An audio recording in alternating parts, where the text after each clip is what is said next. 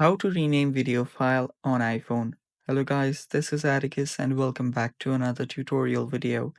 In today's video, I'll teach you guys how you guys can rename video file on your iPhone. So without any further ado, let's dive right into it. First, open up your Photos app. You can head over to any video that you want.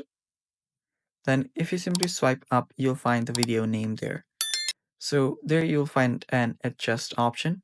If you tap on it, you won't be able to actually change the name of your video. So what you can do instead of that is tap on the share icon on the bottom left. Then there you'll find an option that says save to files. Tap on that. Now you can save it to whichever file location that you want. I'll just save it to my iPhone. Now go to your files section, and under your files section, let me turn that off. Okay, so on your file section, you'll find the video that you just sent. This is the one. Tap on its name, and from there you can now rename it. Then tap on done, and there you go. You've just renamed your video file on your iPhone.